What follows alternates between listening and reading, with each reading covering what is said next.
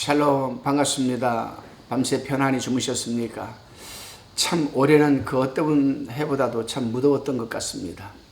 살인적인 폭염이 아닐 수가 없습니다. 여러분, 오늘도 지혜롭게 잘 하루를 견디어내시고 승리하시기를 바랍니다. 오늘은 이사야서 29장 1절로 24절의 말씀을 가지고 예루살렘의 운명이라는 주제로 우리가 묵상하는 것을 서로 나누어 봅니다. 이사야 선지자는 이스라엘이 하나님을 순종치 않고 임의로 행동함으로 영적 소경이 되어버렸고, 하나님은 그들을 방임하심으로 저들은 영적으로 깊이 잠든 상태에 빠져버리고 말았습니다. 그래서 영각이 마비되어 버렸고 하나님이 계시를 듣지 못하는 미련하고 우둔한 자들이 되어버렸다라고 이사야는 지금 탄식을 하고 있습니다. 본문 1절에서 4절을 봉독해 봅니다. 1절에 슬프다 아리엘이여, 아리엘이여, 다윗이 진친 성읍이여, 연분연 절기가 도려니와. 2절에 내가 필경 너 아리엘을 괴롭게 하리니 내가 슬퍼하고 애곡하며 내게 아리엘과 같이 되리라. 3절에 내가 너를 사면으로 둘러 진을 치며 군대로 너를 애우며 대를 쌓아 너를 치리니. 4절에 내가 낮아져서 땅에서 말하며 내 말소리가 나직히 티끌에서 날 것이라. 내 목소리가 신접한 자의 목소리같이 땅에서 나며 내 말소리가 티끌에서 찌껄거리리라. 1절에 보게 되면은 슬프다 아리엘이여, 아리엘이여 이렇게 얘기를 합니다. 여기서 아리엘은 제단이라는 뜻입니다. 제단. 예루살렘은 하나님이 제단이 있는 곳이니 예루살렘을 아리엘이라고 부르는 겁니다. 제단이 있는 곳. 그리고 다윗이 진친 성읍은 다윗이 도성이라는 뜻으로 본래 하나님의 축복을 받아서 많이 승리한 도성임을 지금 암시해주고 있는 말이기도 합니다. 그러나 지금은 상당히 타락한 상태여서 마치 불탄 제단 같아서 내게 아리엘과 같이 되리라고 지금 예언을 하고 있는 겁니다. 3절 4절에서 예루살렘이 아수르 군대에게 포위를 당하고 예루살렘인이 말할 수 없이 낭망된 상태로 거꾸러질 사실을 지금 말하고 있습니다. 이는 우연한 일이 아니요 하나님의 징벌로 말미암는 것입니다. 그렇습니다, 여러분. 지금 한국교회가 그렇게 되어버리고 말았습니다. 하나님이 축복으로 복음을 받아 들은 지 불과 100여 년 만에 세계 최고의 축복의 재산 국가가 되었습니다. 그런데 지금은 한국교회가 타락해버려서 교회의 강단, 제단이죠. 아리엘, 제단. 또 이 아리엘 교회의 강단이 강단 같지 않고 권위가 떨어지고 오히려 세상 사람들로부터 비난을 받는 지경에까지 여러분 이루고 말았습니다. 자, 그렇다면은 우리는 이제 어떻게 해야 합니까? 오직 살 길은 목사나 성도들이나 모두가 성실히 엎드리는 길밖에 없습니다. 회개의 무릎을 꿇어야 하는 것입니다. 그것만이 회복의 길이 아니겠습니까? 우리는 남이 잘못했다고 해서 나는 잘한 것을 생각하면 안 됩니다. 남이 잘못한 것도 다 내 탓으로 생각을 해야 됩니다. 그렇기 때문에 누구보다도 우리는 여러분 어떻게 해야 됩니까? 성실하게 회개의 무릎을 꿇어야 합니다. 그리고 1천만의 이 나라 민족을 위해서 우리는 중보기도를 해야만 합니다.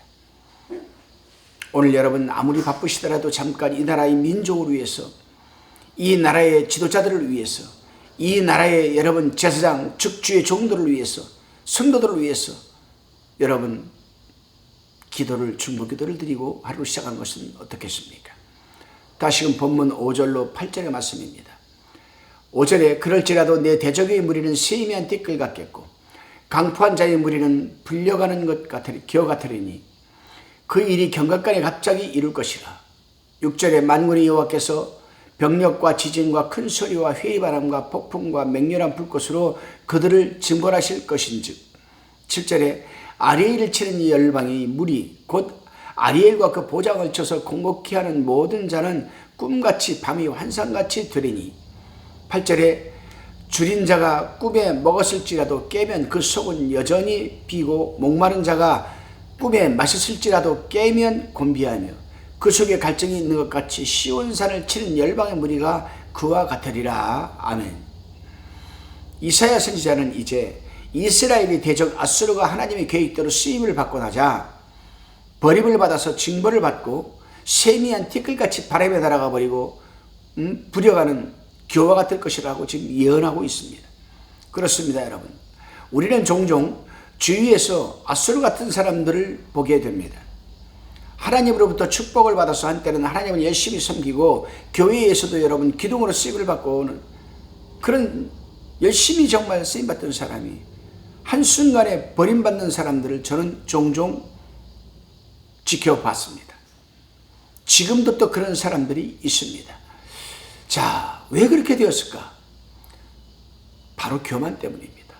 겸손할 때에는 하나님의 말씀을 듣고 순종하다가 자신도 모르게 교만해진 것입니다. 사람이 교만해지게 되면 세 가지 특징이 나타나게 됩니다. 말씀을 읽거나 듣지 않게 되고, 말씀을 읽거나 듣는다 해도 귀에 들어오지를 않게 됩니다. 그렇게 되면 자기의 지식과 지혜, 즉 인본주의적인 생각을 나타내기 시작하고 결국은 거짓의 영에 붙들리게 되는 겁니다. 그러므로 우리는 늘 겸손하게 하나님의 말씀에 순종하고 말씀대로 행하는 경건의 연습을 게을리하지 말아야 하는 것입니다. 다시금 본문 9절로 16절의 말씀을 살펴봅니다. 9절에 보게 되면은 너희는 놀라고 놀라라. 너희는 소경이 되고 소경이 되라고 합니다. 이 말씀이 무슨 말씀입니까, 여러분? 이것은 그들이 하나님의 심판, 경고를 받고서도 불신앙하니 결국 소경같이 어두워지게 된다는 뜻입니다. 그들은 술 취한 시신자 같아서 비틀거리고 거리를 방황하게 되고, 왜 그렇습니까? 그 이유는 그들이 입술로는 하나님을 가까이 하지만 마음으로는 멀리 떠나 있는 자들이었기 때문에 하나님께서 깊이 잠들게 하는 신을 저들에게 부어주어 눈을 감기셨기 때문이라고 이사야는 지금 말하고 있습니다. 그렇습니다. 하나님의 사람들이 영적으로 신앙에 여러분 잠이 들게 되면 영적으로 비틀거리게 되고 점점 교회를 겉돌면서 방황하게 됩니다. 그리고 그러한 현상이 지속되게 되면 결국 영적으로 병이 들고 마는 겁니다. 그래서 시편 13편 3절에 보게 되면 나의 눈을 밝히소서 두렵건대 내가 사망에 잠을 잘까 하오며 이렇게 말을 하고 있는 겁니다. 제가 말씀 사역과 치유 사역을 병행하면서 전국을 다니면서 상담도 해보고 치유 사역도 해보고 말씀 사역도 하고 있지만 영적으로 병든 사람들이 너무나 많습니다. 병원에 가면 아픈 곳이 없습니다. 진단이 안 나와요. 그런데 그 사람은 바짝바짝 말라갑니다.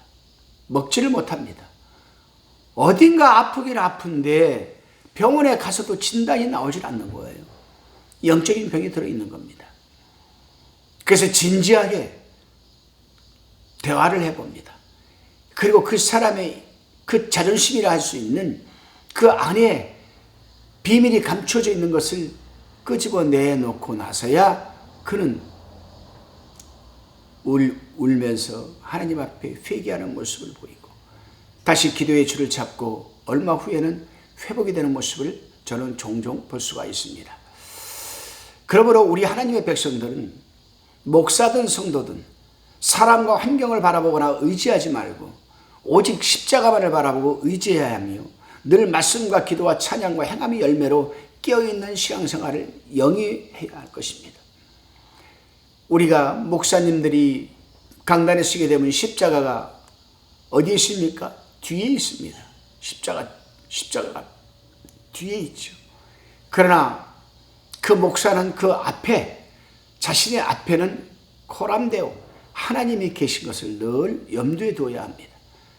성도들도 마찬가지입니다. 여러분. 오늘 하루도 코람데오적인 삶을 살아내시길 바랍니다. 다시 본문 17절로 24절 말씀을 우리가 살펴보게 됩니다. 17절로 24절을 보게 되면은 어떤 말씀이 있냐면요. 여러분 굉장히 중요한 말씀이 여기 들어 있습니다. 1절에서 8절을 읽어보게 되면은 지금까지는 물질적인 어떤 멸망, 9절에서 12절에 보게 되면 영적인 혼수 상태, 13절에서 14절에 보게 되면 종교 지도자들이 타락으로 인한 백성들이 타락, 15절에서 16절은 정치적 부패 등을 책망하고 있습니다. 여기에서 우리가 굉장히 중요하게 눈여겨보아야 할 대목은 바로 여러분 13절에서 14절 말씀입니다. 종교 지도자들이 타락으로 인한 백성들의 타락. 이 13절에서 14절을 우리가 굉장히 중요하게 읽고 또 묵상을 해야 됩니다. 그렇기 때문에 우리는 종교 지도자가 타락하게 되게 되면은 성도들도 타락하게 된다.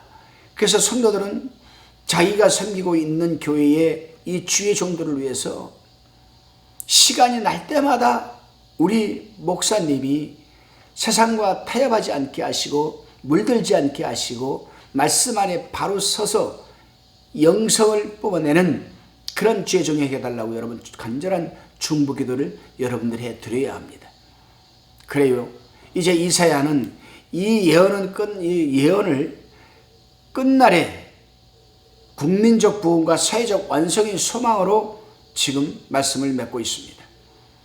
이사야서를 읽어보면 하나님의 형벌의 예언으로 시작하여서 희망적 예언으로 끝나는 것이 이사야 메시지의 특징이라 할 수가 있습니다. 그렇습니다, 여러분. 우리 하나님은 자비로우시고 은혜로우시며 노하기를 더디하시는 하나님이시라고 여러분 분명히 성경에서 말하고 있습니다. 때가 되어 벌하시기도 작정하시지만 어느 누구도 막을 수도 또한 없습니다. 그러나 하나님의 진노를 되돌릴 수 있는 한 가지 방법은 있습니다. only way입니다. only way. 한 가지 길이 있어요. 그 길은 뭐냐? 바로 회개입니다. 이 회개라는 말은 구약성경 히브리어에서는 셔브라고 합니다. 셔브. 그리고 신약성경에서는 메타노이아라고 합니다. 메타노이아. 영어로는 똑같이 다 return, R-E-T-U-R-N, return입니다. 돌아서는 겁니다. 몸만 돌아서는 게 아닙니다. 마음까지도 돌아서는 겁니다. 마음이 돌아서면 몸도 돌아서게 되어 있습니다. 어디로 돌아섭니까, 여러분? 지금 가고 있는 세상적인 방향에서 하나님의 방향으로 돌아서는 겁니다. 리턴. 그것이 바로 회개입니다. 많은 역사적인 인물들이 이 회개라는 통로를, 회개라는 길을 통해서 하나님 앞에 얼마나 큰 죄사함의 은총을 받고 구속의 은혜를 받았는지 모릅니다. 성경 역사도 마찬가지입니다. 다시금 20절에서 24절을 살펴봅니다. 하나님께서 결론적으로 택한 백성의 축복에 대하여 말씀하고 계십니다. 그들이 받아 누릴 축복은 세 가지이죠. 먼저는 그들이 수치를 당하지 않을 것이다. 다음은 하나님께서 이루어준 구원을 보고 하나님을 거룩하다고 경외할 것이다. 그리고 세 번째가 하나님의 은혜로 영적인 지혜를 받아서 복음을 깨닫게 된다는 사실입니다. 그렇습니다, 여러분. 하나님의 사람들이 하나님을 믿고 신뢰하며 의지하는 삶을 살게 될 때에 수치를 당하지 않습니다. 예수 믿고 수치당한 사람 봤습니까? 없습니다. 오히려 우리를 높여주시는 것이죠. 그리고 영적인 지혜가 그리스도의 장성한 분량에까지 자라게 하셔서 온갖 신령한 여러분 축복적인 삶을 누리게 하십니다. 오늘 하루도 여러분 그리스도의 장성한 분량에까지 자라가는 한 날이 되시기를 바랍니다. 기도드립니다. 주님, 우리 인간의 마음과 생각까지 살피시는 하나님, 그 하나님 앞에서 입술로만 하나님을 찾는 자들이 되지 않도록 성령 충만하게 도와주시고 진실된 마음과 자세로 하나님을 섬기게 하옵소서. 세상 물질에 현혹되지 않게 붙들어 주시고 세상과 타협하는 삶을 살지 않도록 인도하여 주옵소서. 그럼에도 감사드리오며 지금도 살아계셔서 우리의 마음과 생각을 감찰하시는 예수님의 이름으로 기도드리옵나이다. 아멘.